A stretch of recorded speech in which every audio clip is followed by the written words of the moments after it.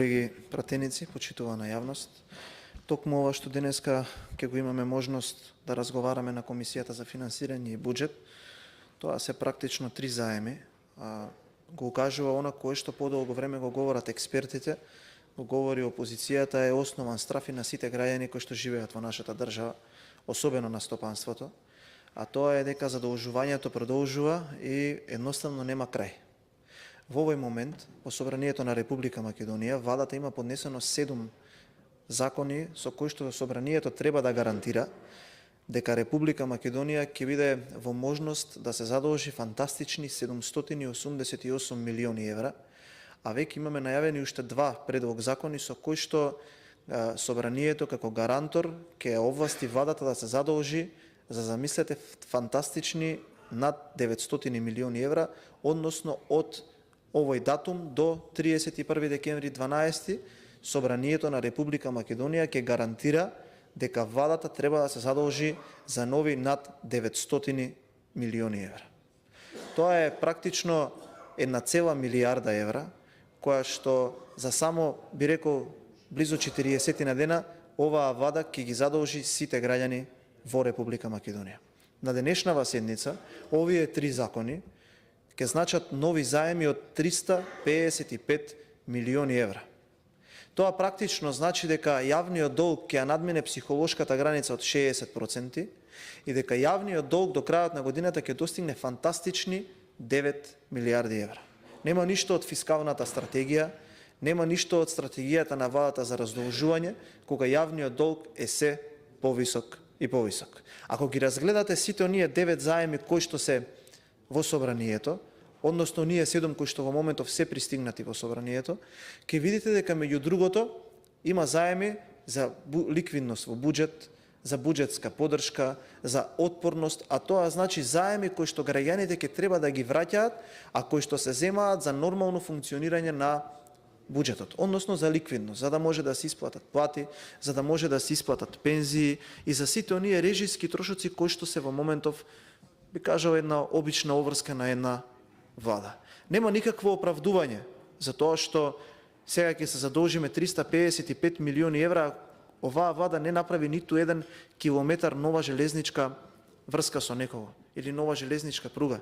Во Република Македонија не се изгради во изминативе 6 години пругата кон Бугарија. Во Република Македонија не се изгради ниту еден километар од ветуваната пруга од Кичево до Лини, покрај тоа што проектот беше завршен во 2017 година со 7,7 милиони евра поддршка од европските институции. Таа пруга не е завршена. Македонија не е поврзана со ниту еден нов сосед од кога оваа нова владеачка коалиција е на прагот на 6-та, почетокот на 7-та година од незиното владење. И не само што не се поврзавме со ниту еден сосед, ние немаме никакво вложување во модернизација на железничката пруга. Дали македонските возови возат побрзо на македонските пруги? Не. Дали купивме некоја нова локомотива? Не.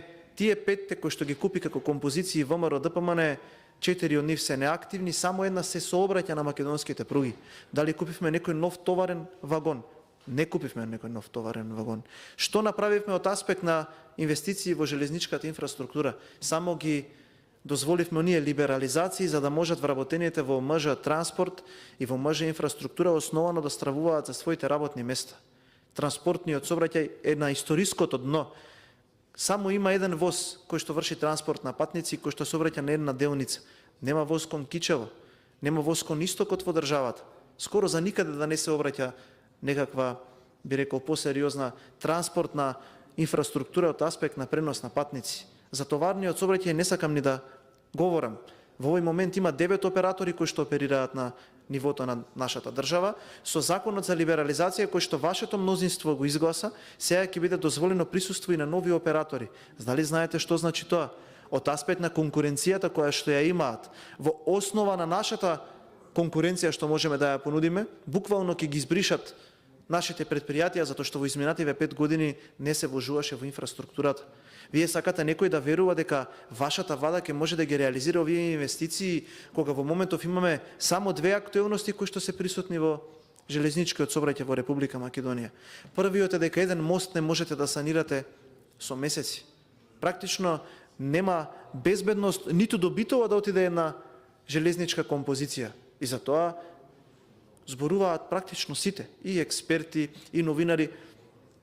Вчера имаше на една ТВ емисија еден од директорите на ЈП инфраструктура, каде што отворено го признава како може ние да зборуваме дека ќе имплементираме 355 милиони евра во инвестиции во железничка инфраструктура, кога имавме основана забрана за сообраќање на не повеќе од 30 км на час до Велес. Дали разбирате на кое историско дно и на кој историски минимум сме донесени? Допред 7 години Македонија беше задолжена, па би рекол 40% од бруто домашниот производ, од она кое што е многу пониско од ова кое што е во овој момент актуелност. Тогаш имаше информации за грчко сценарио дека државата ќе пропаднела. 7 години подоцна јавниот долг е направен за 100% повеќе од тоа што претходно сите влади ја има задолжено оваа држава. Што е направено во изминативе 6 години е сосема легитимно прашање да се постави. Дали во историјата на државата постоела влада која што ја задолжила Република Македонија за 40 дена за 900 милиони евра? Таква влада не постои.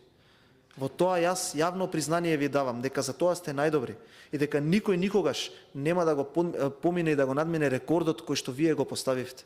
9 нови заеми, 900 милиони евра нов долг до крајот на оваа година.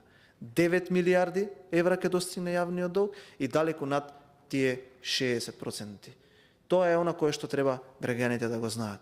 И практично ми е срам да кажам дека денеска третата точка е за железнички граничен премин на Табановце, кој што замислете чини 5 милиони евра.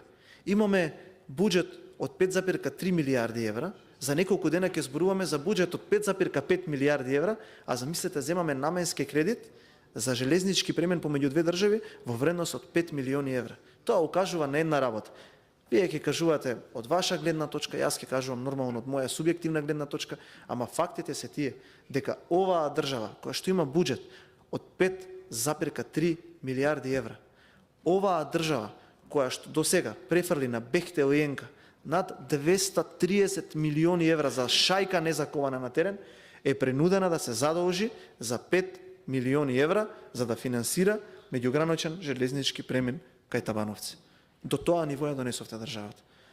Ето до тоа ниво ја донесовте државата. Да се задолжуваме за поддршка на буџетот, да се задолжуваме за да можеме да исплатиме плати и пензии, да не зборувам за никаква друга позначена инвестиција, и да се задолжуваме 5 милиони евра за обичен граничен премин кон Табановци. И ако нешто е добро во целото ова што се случува во овој момент во економијата, во сите овие рафални поднесени закони за кои што треба да гарантираме дека државата ќе ги врати тие 900 милиони евра кои што ќе ги земете до крајот на 31 декември оваа година. Повторувам, од овој момент до крајот на оваа година нови над 900 милиони евра долг.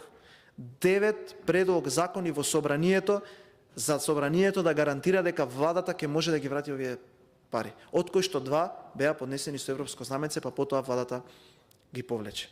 Ако нешто е добро во целата оваа катастрофа е тоа што оваа катастрофа ќе трае уште неколку месеци. За среќа, Димитар Ковачевски ќе биде премиер уште 40 на денови.